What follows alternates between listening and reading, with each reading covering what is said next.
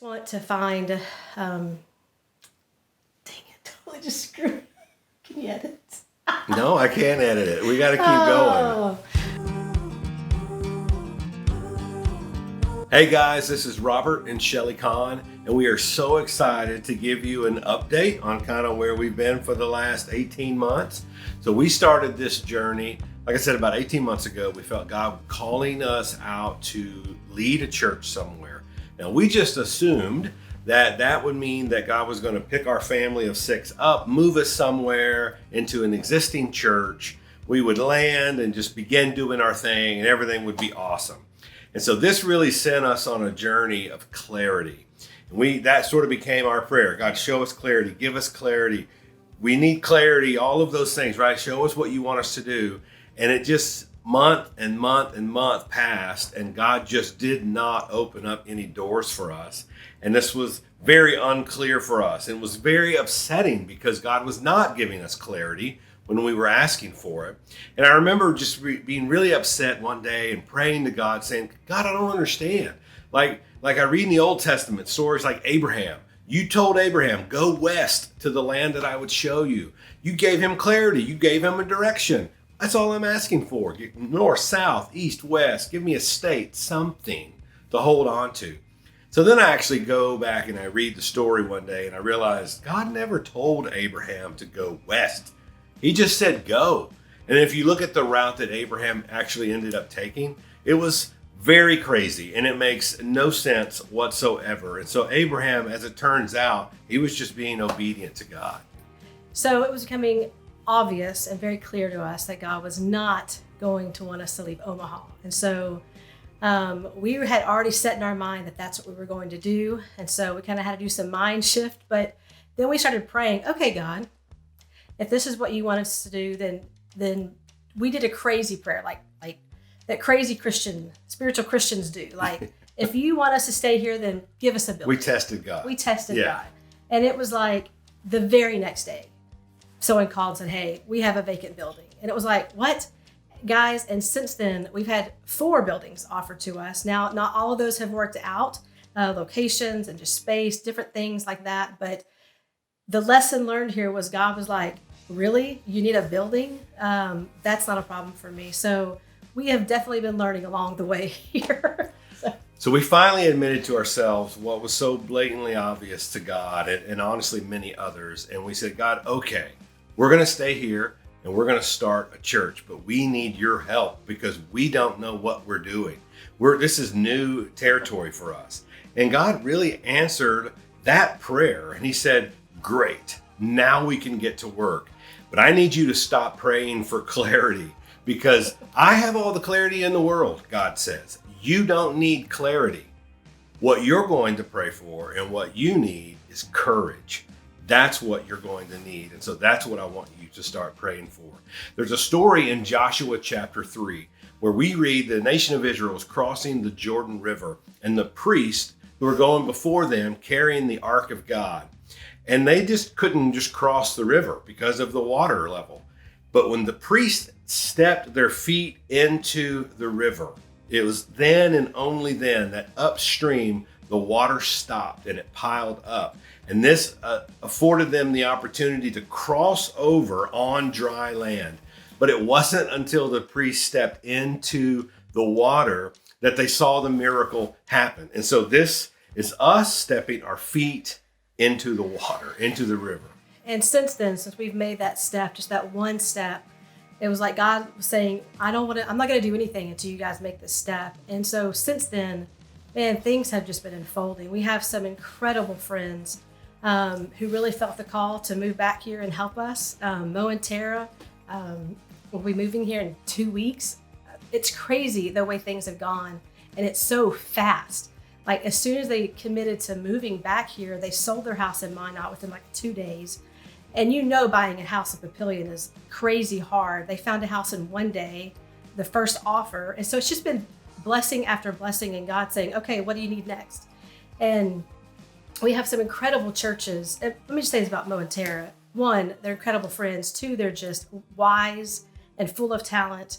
And I think will bring a lot to Arrow's church. But we do have 2 churches that just want to partner with us. There's one in Minot, North Dakota, The Pursuit, and then one in Des Moines, Iowa, Revision Church. And not just financially, they want to help financially, but just with training. Like, we've never started a church before, so this is all new to us. And so they're willing to help and come alongside us, which is incredible. So, and just the amount of people. We keep getting cards in the mail with money here or just encouraging notes. Guys, that's been huge. Some of them don't have any names on them. So if that's you, thank you. Thank you. You've been very generous, so thank you. So why Arrows Church? Why were we going to call it that? Well, I've always loved the biblical imagery of arrows. Arrows are designed for a specific purpose. The Bible says that we are designed by God. We are his chosen arrows, and he even hides us in his quiver until the right time. I love that imagery. But the thing I love about arrows is they're completely helpless on their own. An arrow can't fire itself. It's completely dependent on the archer to put it in the bow, pull back in the archer's power, aim at the intended target that the archer wants to aim at, and then release the arrow. And so that, I feel like, is what we have been called to do. It's the life that we have given ourselves to. And I just love that imagery. And so what are the things that Arrow Church are going to be about? Well, there's so many things, and a lot of them we haven't even discovered yet. But there are a couple of things that we want Arrow's Church to be known for. And the first one is just being together. We are not called to simply live in the same community with other people. We're called to live life in community with other people. So we want to be together. We want to be different. We are not called to live different lives. We have been called by God to live life differently.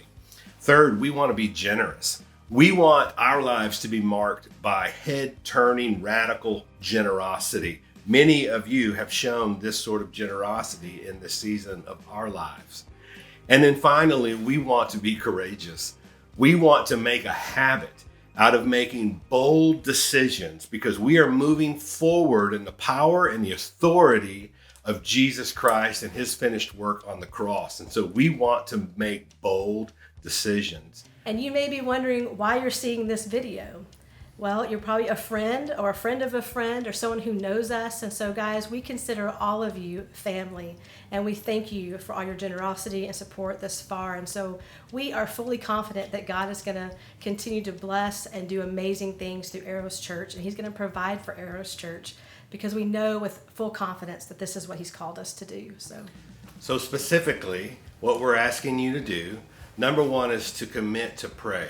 Prayer is such a powerful weapon that we as Christians have. And so we would be honored if you would lift up the name Arrows Church during your prayer time. And not just once. We ask that you do that continuously. It is such a powerful thing that we get to do as believers, is pray for one another. The second thing we want you to commit to is to commit to giving financially. This obviously is going to take finances to get off the ground. And so we have an online commitment form.